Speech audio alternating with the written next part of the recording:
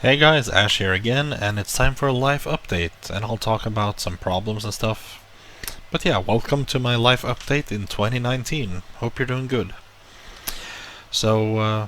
Good things. I guess my health is stable, and I feel like the 7 conditions I have aren't really quite there. Like the autism, sure, I can't do anything about that. Becker's disease, chronic cataracts, iridocyclitis. Like those 4 I can't do anything about. But then there's the seizures and fatigue, which I think are one and the same. There's the eating disorder, which could be a symptom rather than its own thing. There's the sleep disorder, which could also be a symptom instead of its own thing. But yeah, those last 3, they affect me extremely little. Although I've been quite exhausted for the last month or 2, just spending a lot of time in bed, like an hour at a time, 3 or 4 times throughout the day. So yeah, energy not so good, everything else pretty good. And when it comes to working out, this is the first year since I was forced to starve for 4 months and become obese where I have been able to work out consistently without issues, I think. Although I do believe that the reason why I've been so exhausted and needing to spend hours in bed is exactly because I exercised. You know, because the first 4 years I tried to exercise once a year. I just entered an exercise program, and after 60 to 90 days I had to quit because I was having seizures every day. I was bedridden all the time and I was incredibly sick. But this year I worked out in a different way. I started at level 1, and every third month I went up 1 level. I did it so incredibly slow that I believe it's possible for me to work out, perhaps at the level I reach now, at level 3. But I also sort of believe that, yeah, it's the working out that's made me sick, it's the working out that's made me exhausted. It's just that because I took it so slow, I've gotten just the exhaustion symptom right now, instead of having exhaustion with seizures, with sleeping problems, with eating problems all at once. One problem is also that I've started to drool for some reason, like it's happening in videos, just a little bit comes on the lip and I don't know why. Also happens when I try to sleep. It tends to be fine and then suddenly just boop, wet there, or it's just whoosh, wet all across the lip. Even though there's no spit on the other side of the lip, I don't get it. It's just a minor annoyance, being me, I suppose. And yeah, the inside of my mouth, my gums, they're still shedding just like normal, which is a side effect of my medication that keeps me alive. Now, double chin, I guess, is still developing, which is yet another side effect of the medicine that keeps me alive. And yeah, if I quit that medicine or try something else, then I'll die in 4 months from a lack of sleep, because I'll be in so much chronic pain constantly that sleep becomes impossible. So that's not very good. But yeah, what about chores? What about my life? Because that's what I've had problems with historically. Because doing chores on a regular basis causes so many seizures that I end up doing less chores than if I don't try to do chores. Like if I just do chores when they have to be done instead of trying to do them regularly, then I will actually do them more. Like it's ridiculous. Trying to do chores every other day of my life makes me do less chores than if I decide once a month that yeah, now I'm gonna do one thing. it's funny and sad at the same time. Like right here, it's clean laundry. It's been washed, it's in bags because it's been carried from the laundry room. And I don't put it in the closet. Like, why not? It's not that hard. Just put it in the closet. But I have a new strategy. New strategy I'll try to implement, and that's every morning. Just go to the bathroom, okay, go get a glass of water or whatever, and then do some chore. Just try some chore, then turn on the PC and have fun.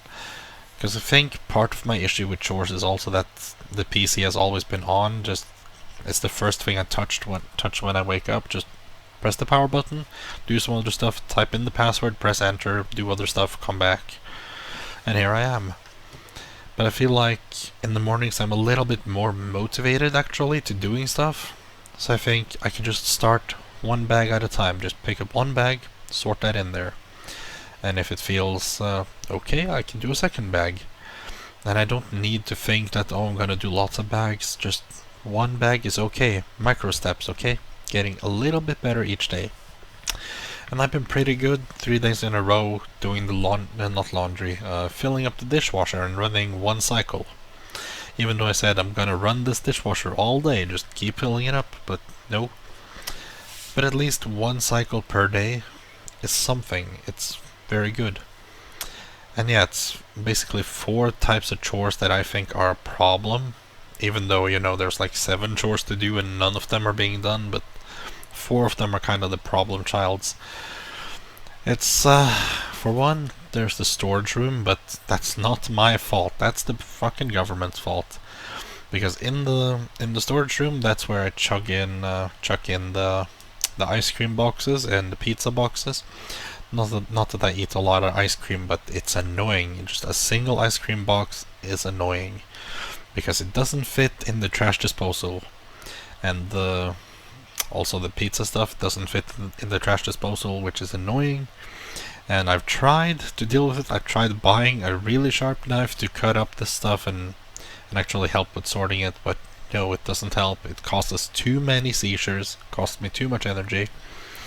So I chuck in over 300 boxes of pizza into the storage room, just tossing it on the floor, and it just stacks up. And same with the pizza boxes. And then once a year to twice a year, I take it out and throw it into the big trash container, because they only set out the trash container in the fall and spring, or sometimes just in the fall, or was it just in the spring? So when I see that the big container is outside, that's it. I go to my storage room, I put everything in trash bags, I take it out, throw it out. And that's how I prevent myself from getting seizures. But I don't like the fact that the storage room is constantly full of trash. But hey, again, not my fault, because they don't give us proper disposals. If they had just invested in proper trash disposal, that wouldn't be happening. I wouldn't be filling my storage room up with something that's potentially a fire hazard. I don't want that, but that's how it is. So not really a problem, but it's there because I don't want it there. Then there's the dishes. My number one bad chore, the number one cause of seizures in my past. And a thing that's very easy to just keep stacking up and putting in the sink or putting on the bench and just keep stacking the plates higher and higher. But I'm doing stuff with that. I invested in that dishwasher, and I would not have had a problem with this again if the government just built the apartment up to code, but they did not. They used too many cheap parts, and because the whole kitchen is not built the way it's supposed to, I can't have a dishwasher there. And the problem with being a smart and logical person is that having the dishwasher in the bathroom makes it 20 times harder to use the dishwasher. Sometimes the bigger brain is a problem. It should be easy, just put dishes in dishwasher. For an average person, doesn't matter if the dishwasher is in the kitchen or in the bathroom. They just see put dishes in dishwasher, that's it. But for me, I see everything that entails, and for some reason the task feels literally 20 times bigger, when it's not. It's perhaps twice as big, but that's the stupid human brains that we have evolved with, right? Then there's the newspaper stuff, which, yeah. Yeah. I have a bucket that I put a trash bag into, and I put my paper trash and newspapers and stuff in there. And right now I think there's 2 or 3 buckets worth of stuff there. So stuff is sticking out of the bucket, and some stuff is on the floor. In fact, I've just been tossing my newspapers on the floor for the last week, because they can't fit in the trash can anymore. And that again, it is my problem. Yes, my problem. But at the same time, my mom's been telling me on a regular basis she's gonna fix that so I don't get mail, and she never ever fixes it. The problem is I have autism, and yes, I could fix that stuff myself, but when someone else has said that's my responsibility, I'll do that, and then they don't do it, it doesn't work. The brain locks up. It's like I am bound to inaction because someone else has said that they will do an action for 4 years and not done it. Like, Mom, could you stop lying? Because you're sabotaging me. You're the reason why there's so much freaking paper trash over there. So yeah, those are 3 chores so far. The fourth one is of course the laundry that's here, I believe. I mentioned that first, but yeah, it's the storage room, the dishes, laundry, newspaper. Those 4 things are the ones that bother me because they can be seen, they stack up, they become bigger and bigger and take up more and more space. And I suppose there's, well, not now because I vacuumed this week, but yeah, I vacuum every few months. Like, I used to vacuum every week and I can't do it anymore. Again because of seizures, again because of fatigue. I don't have the energy to do so. And honestly, living alone for all these months and having no one to sort of live up to and no one to impress, or to have no one to keep my standards up with, I've kind of fallen behind. I feel like living with another person would not fix my issues, but I feel like it would definitely help. And having, the dishwasher machine in the kitchen would help and whatnot. So yeah, not a whole lot has changed from, I suppose, my previous years, but that's where I'm at in 2019. Still trying to come up with strategies and ways to do my chores and not fall behind. And the latest iteration is just to clean stuff up in the morning. Just do a little bit. Just 1 bag, that's all it takes. 1 round in the dishwasher, 1 bag of trash out, 1 bag of newspapers out, or 1 bag of laundry into the closet. Just, yeah, shouldn't be that hard, but sometimes it is. But then there's the last thing I want to talk about, and that's working out. Because, I was forced to starve for 4 months. I lost all the beautiful muscles I had. I lost my beautiful body. I was forced to become obese because of that. And now, if I work out and somehow reclaim that body, I'm gonna have lots of loose skin. That's not gonna be nice. And since I'm already 25 and passing my prime, if I'm not already past my prime, I don't know if I can get back. I mean, I think it's gonna take at least 5 years to get where I was after just 2 years of working out before. And I'm not feeling happy when I work out, and in fact I would rather just stay at home, play video games, watch anime, rather than working out. So, part of me wishes to work out. I want to get rid of this fat that was forced upon me, and I want to get that super body back that I had, or even surpass that and become even better. But I also know that's extremely difficult, especially because after starving my body has been permanently damaged, and my muscles seem to repair at half the speed, if not slower, than what they used to. Plus I'm also aging, and that means even slower muscle growth. And I should know because I tried. As I said, for 4 years I failed. This is the 5th year I've finally succeeded, and I'm close to now 20 months of working out in total over those 5 or 6 years. So, yeah, I should know how fast my muscles repair now. Because in total I had 2 years done, then 11 months that failed, and now I'm 6 to 8 months into a new exercise program. Since that exercise program has shut down, I could work out independently, just copy the program and work out in the same gym, or work out at a different gym with the same apparatuses. I don't know. So part of me wants to work out, but part of me also wants to say, this is my lot in life, just why bother changing it, because, life put me here. And that's kinda true, honestly. I mean, up until the age of 22, my life was actually 100% just controlled by the butterfly effect. that people hurt me in this way, so I reacted in that way, and I tried to defend myself that way, but then they attacked me this way, and I had no say in my life really until I was 22. I just kept being bounced here to there, and hurt and injured and abused, and then bam, here I am. And I'm wondering, since I couldn't do anything about all the other times that I was abused, should I just accept that I was forced to become obese? Or should I fight it? Because every time that I've fought in my past, every time I've gone against the abusers or the abuse or the injury or whatever, it's become worse. Every single time. But still, I've, for 5 years, not given up. I've been fighting, just like before. Because I feel like that's the right thing to do. I feel like, hey, it's my body. I want that body back. That's kind of fitting with the anime I'm watching, Dororo, where a guy had his body literally taken away. And to get his body back, he needs to fight demons. That's kind of what I'm doing. I'm kind of going to the gym, fighting my demons to try to get my body back. But I'm wondering, is there even a point? I mean, the character in Dororo, right? He's putting himself at risk. He keeps getting injured, keeps getting limbs cut off, keeps getting scarred and hurt, bruised, battered, bleeding out.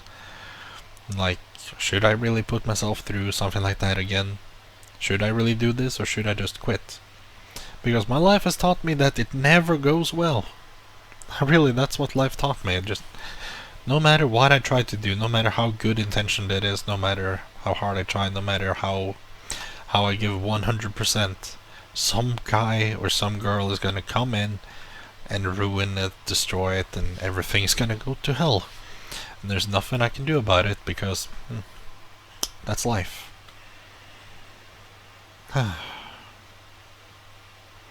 That was more depressing than I thought it was gonna be. But really, I don't know what to do about working out, because now, as I said, 6 to 8 months later, 0 results. In fact, I've just gained weight from working out. And I was hoping that that was muscle, and that eventually this muscle was gonna use more energy and therefore start burning away my fat, but it still hasn't happened. I've still gained 10 kilograms, or perhaps 8, since I went down 2 kilograms again, but yeah. I've just gained 8 kilograms since I started working out, and it's been like that for months, no change, so I don't know. My desire is to go away from the triple digits and get back into the double digits. That would be my goal. Yeah. Life's hard, man. And I'm also a bit worried since I know if I'm not careful with my money, I'm gonna end up homeless. Because, you know, once I turn 64, just no more money. Just, yeah. So not only am I getting a third of the income that I'm supposed to actually be having, but once I turn 64, it's just poof, gone. And on top of that, the government refuses to give me compensation, but hey, suppose I can include that in the update, even though it's not finished. But I have a form of compensation right here about my doctor denying me healthcare for a few years, leading to my chronic cataracts. So I've been denied compensation for 60 years worth of medical malpractice, teacher abuse, bully abuse, the losing parts of my body permanently because of bullies and whatnot. But hey, apparently this NPE company is like, yep, you give us full rights, a copy of your ID and whatnot. We'll go through your medical records, we'll talk to people, and we'll verify your claims. And if everything is in order, you get money. So I'm just reporting one thing. I've decided to just report the eye stuff because, you know, that's chronic for the rest of my life. All the other medical malpractice, all the other 50 years of medical malpractice, you know, they're in the past, they've been declined. But this is about currently 10 years of medical malpractice that could become 100. Because for every year that I'm alive, I'll have cataracts for a year. And that cataracts was caused by by my doctor. So that means every year I'm alive, that's 1 year of medical malpractice. So yeah, I'm hoping to at least get something from there. Because yeah, it sucks being stuck on minimum wage. When I educated to earn twice minimum wage, and that wage again could have been doubled if I worked weekends and holidays, which I was gonna do. So approximately, I'm getting 1/3 the salary that I was supposed to. You know, I could understand getting like half the salary I was supposed to, because I'm not working, so that would have been amazing, I mean, I prefer to not have to work and instead get income. But the problem is that I don't have a choice. I can't just choose half salary and no work, or full work and double salary. Like, I don't have a choice. I'm disabled, okay? Every time I work, it's the same as when I used to work out 1 day a week normally. I become sick, I get bedridden at least 10 hours a day, and I can't do shit. I mean, what can you do when you're out of bed 6 hours a day? Like, you can't have a full-time job that way. You can't even have a part-time job. Heck, you can't even have a job where you're allowed to show up any day of the week, because you will miss days. You will just not be awake at the right time. So yeah, what can I do? But yeah, that's it for life updates of 2019. Hope you enjoyed for some reason. Yeah. Cheers.